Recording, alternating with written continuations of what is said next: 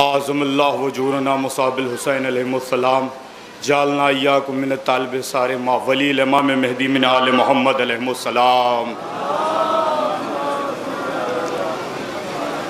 اما بعد فقد قال اللہ تبارک و تعالی فی کتاب الکریم بسم اللہ الرحمن الرحیم یا ایھا الذین آمنوا ان تنصروا اللہ واللہ ینصر لکم یثبت اقدامکم۔ صلوات پڑھ دیں محمد وآل محمد۔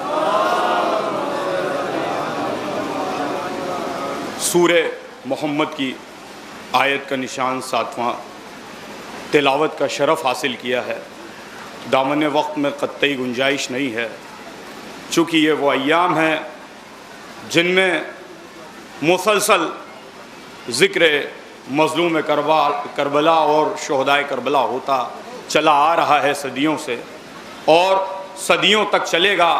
دنیا سوال دراز ہوتی ہے، سوال کرتی ہے کہ یہ مجلس عزا، یہ جلوس، یہ ماتم، یہ نوحہ، یہ تقاریریں کب تک چلیں گی؟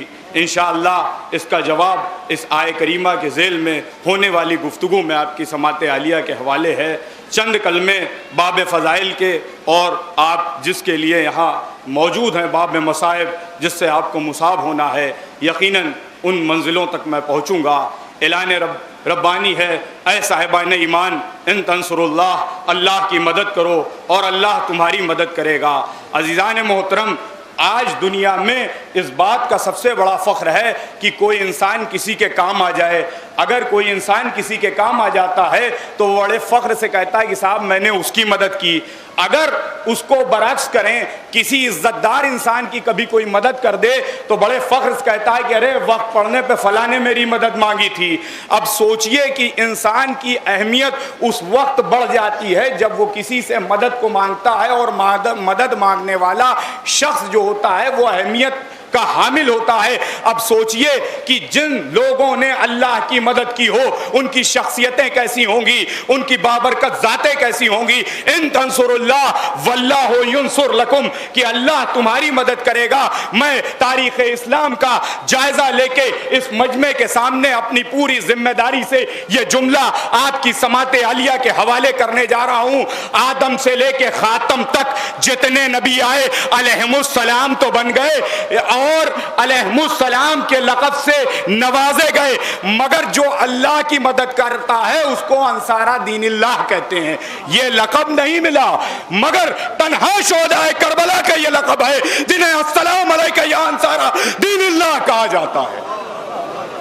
اب دنیا یہ نہ پوچھے کہ آپ کربلا کے شہیدوں کا ذکر کرتے ہیں۔ ان تنصر اللہ، انہوں نے اللہ کے دین کی مدد کی، اس وقت مدد کی جب کوئی مدد نہیں کرنے والا تھا۔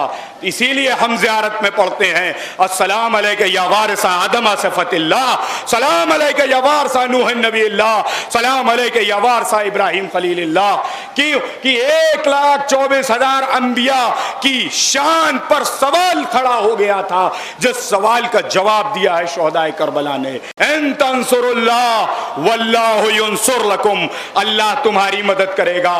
اگر شہداء کربلا نے کربلا کے میدان میں اللہ کی مدد کی تو اس کے نتیجے میں اللہ نے بھی ضمانت لی، حکومتیں بدلیں، زمانہ بدلے، حوادث بدلے، مگر ذکر حسین نہیں مٹ سکتا، کیونکہ اللہ نے اس کی ضمانت لی ہے۔ لبیک یا حسین، لبیک یا حسین، لبیک یا حسین، لبیک یا حسین، زمانے اور حوادث کی نظر اس پہ نہیں لگی۔ میرے ایک سوال کا جواب دیجئے، کل کو ہم کو جب زمینداریاں ٹوٹ رہی تھی تو تانے دیے جا رہے تھے کہ زمینداری ٹوٹیں گے تو دیکھیں گے کیسے لنگر چلتے ہیں، کیسے یہ مجلس عزا ہوتی ہے۔ خدا کی قسم جملہ عقیدت پیش کر رہا ہوں، اس وقت کی عزاداری دیکھیے اور اس وقت کی عزاداری دیکھیے، اللہ کی مدد ہے۔ امام صادق فرماتے ہیں اس آیت کی تفصیل میں کہ اللہ کی مدد وہ شخص کرتا ہے جس نے حسین کی عزاداری میں 1 درہم بھی خرچ کیا، اللہ کی راہ میں قرضہ دیتا ہے۔ تو سوچئے جب اللہ کی کوئی مدد کرے گا تو اللہ اس کی مدد کا وعدہ کر رہا ہے، تو کیا یہ آیت جو ہے ثابت قدمی کی دلیل نہیں ہوگی؟ زمانہ یزید سے زمانہ صدام تک مٹانے والے مٹ گئے، حسین کی عزا باقی ہے، اس بات کی دلیل ہے، اس بات کی دلیل ہے کہ ان تنصر اللہ واللہ ینصر لکم، اللہ تمہاری مدد کرے گا۔ اب سوال ہوتے ہیں عزاداری کے سلسلے میں، ہم سے بھی سوال کیا گیا، صاحب 10 محرم کو آپ کا جلوس چلتا ہے، جب تقریر ہوتی ہے بڑا عجیب معاملہ ہے، ادھر تو آپ ماتم کر رہے ہیں، ادھر طبل بج رہی ہے، یہ کیا طریقہ ہے؟ طبل تو 61 ہجری میں یزید نے اپنی فتح کے لیے بجائی تھی، وہ تو یزیدی سیرت ہے۔ عزیزان محترم، یہ غلط فہمی ہے کہ 61 ہجری میں جو طبل بجی تھی یقیناً یزید نے اپنی فتح کے لیے بجائی تھی طبل، مگر 61 ہجری میں بجنے والی طبل یزید کے تاریخ میں دفن ہو گئی۔ 61 ہجری سے 1432 ہجری تک حسین کے جلوس کے آگے طبل بج کے بتا رہی ہے کہ حسین زندہ باد تھا، حسین کامیاب ہو گیا۔ یہ حسین کی فتح کی دلیل ہے۔ یہ جلوس جو نکل رہا ہے یہ ایسے نہیں نکل رہا ہے، جلوس اس لیے نکل رہا ہے کہ حسین کی کامیابی اور کامرانی پتہ چل رہی ہے۔ اور ان تنصر اللہ، تو جو سوال کرتے ہیں کہ یہ ذکر حسین کب تک ہوگا، جب تک اللہ کا دین باقی ہے تب تک ذکر حسین باقی ہے، جب تک اللہ کا دین باقی ہے اس وقت تک ذکر حسین باقی ہے، دامن وقت میں گنجائش نہیں ہے۔ مختصر جملوں میں لوگ کہتے ہیں کہ کب تک کربلا کے شہیدوں کا ذکر کریے گا؟ دیکھیے شہادت کی 2 قسم ہے، ایک جو ہوتے ہیں ہم نے بتا دیا کہ شہید ہیں، اور ایک ہوتے ہیں جنہوں نے یقیناً شہادت پیش کی۔ پیش کسی کو آخری منطق، آخری فلسفہ، آخری جملہ، آخری مجمع تک میرا جانا چاہیے، آپ کی سماعت عالیہ کے حوالے ہے۔ پیش وہ چیزیں کی جاتی ہیں جو اختیار میں ہو، غصبی چیزیں پیش نہیں کی جا سکتی۔ اللہ نے ہم کو پیدا کیا، اللہ ہماری حیاتوں کا ضامن اور موت کا ضامن، هو الذی خلق الموت والحیات لیبلوکم ایکم احسن عملا، کہ وہ اس نے موت اور حیات کو خلق کیا، تو اس کا مطلب کہ اللہ کے توفیل میں، اللہ کی وجہ سے ہم کو حیات ملی۔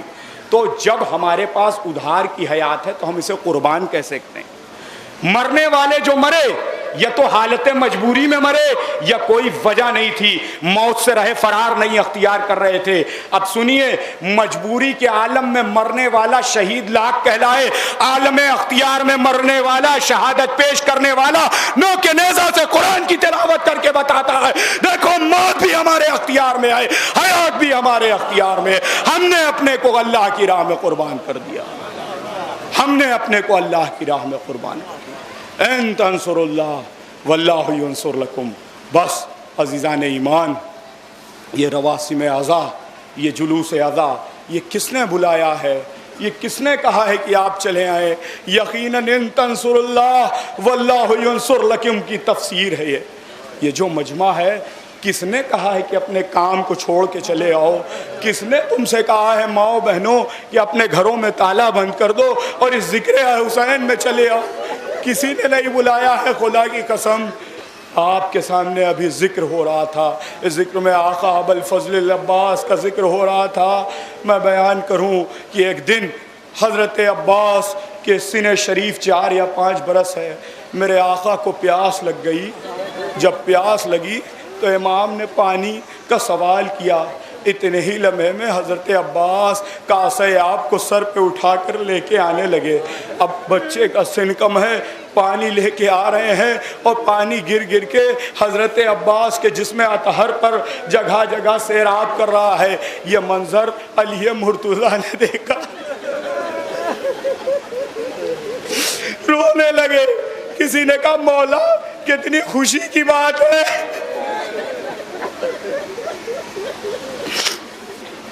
کہ ایک بھائی کی محبت میں دوسرا بھائی کاسے آپ لے کے آ رہا ہے اور بھیگ گئے ہیں۔ ارے علی مرتضیٰ نے کہا مجھے ایک منظر دکھائی دے رہا ہے،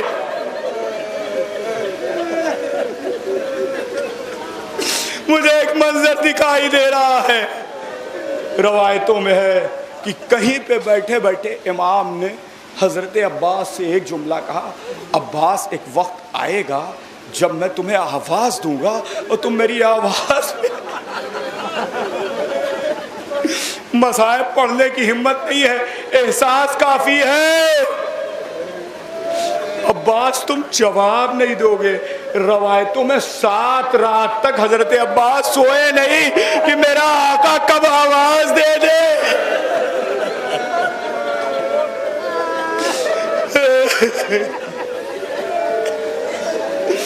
جناب زینب نے یہ فقرہ سنا، امام مظلوم کی خدمت میں آئی، کہا اے بھیا آپ نے عباس سے کیا کہہ دیا ہے؟ میرا غازی 7 راتوں سے سویا نہیں ہے۔ امام نے عباس کو بلایا، کہا میرے شیر، اے میرے وفادار بھائی، ارے یہ وہ وقت نہیں ہے جب میں آواز دوں گا، ارے وہ وقت کچھ اور ہوگا۔ ارے جب روز عاشورہ حسین نے شہادت عباس کے بعد مرثیہ پڑھا، عباس تمہارے مرنے سے میری کمر ٹوٹ گئی۔ اے میرے غازی، آج تک عرب میں کسی نے مجھے میری ماں کے نام سے نہیں یاد کیا تھا، عباس دیکھو اشقیا یبن الزہرا کہہ کے بلا رہی ہے۔ اے میرے غازی، دیکھو اشقیا خیمے میں آ جائے گی۔ واہ غربتا، واہ مصیبتا، الا لعنت اللہ علی القوم الظالمین، فسیعلم الذین ظلموا ای منقلب ینقلبون، انا للہ و انا الیہ راجعون۔ ماتم